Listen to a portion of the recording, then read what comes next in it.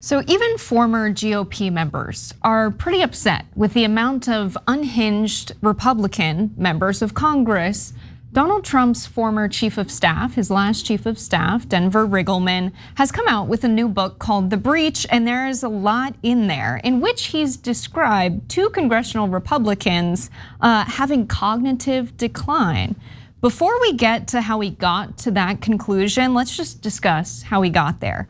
So describing text messages surrendered to the January 6th committee by Mark Meadows, Riggleman shows that 2 days after the election, Gohmert touted his experience as an attorney and tried to join the team working to overturn the election.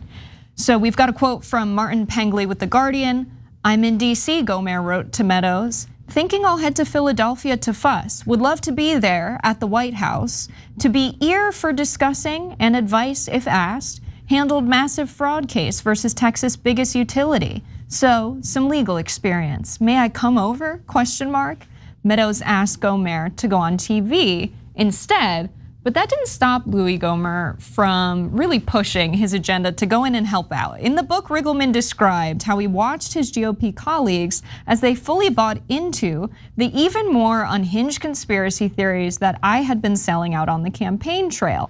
Riggleman describes one meeting in which Gohmert promoted a conspiracy theory related to master algorithms, saying he suspected there was a secret technology shadow banning conservatives across all platforms.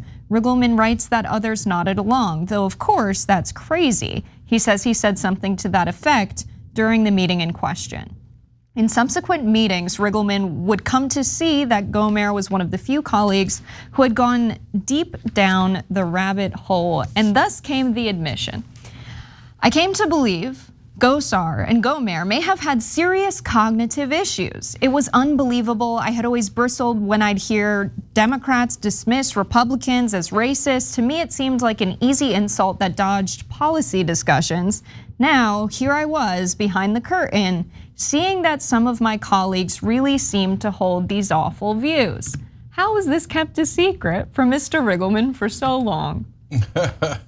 I'm not sure. Yeah, so Jessica, that's a great point. So look, to be fair to Riggleman for a second, so when I was younger, I was a Republican, right? And I would get annoyed too when everybody would say back then Republicans were racist.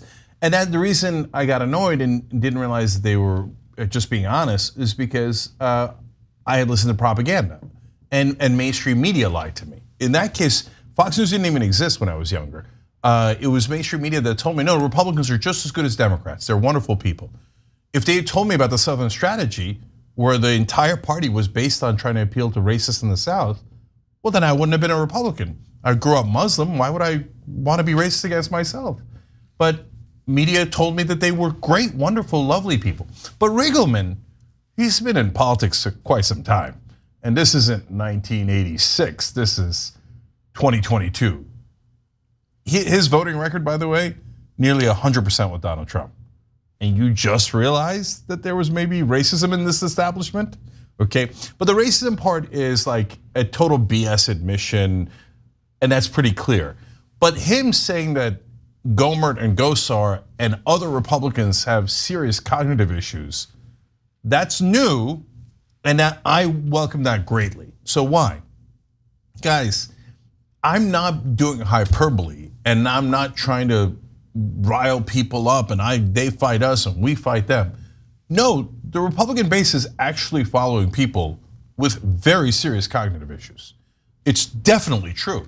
I mean, so am I their therapist? No. Did I apply tests to them? No, I'm fair and honest about it. Of course, I don't know with exact certainty if they have, some sort of mental deficiency that is clinical, or if their just IQ is so low that they're in the shape that they're in.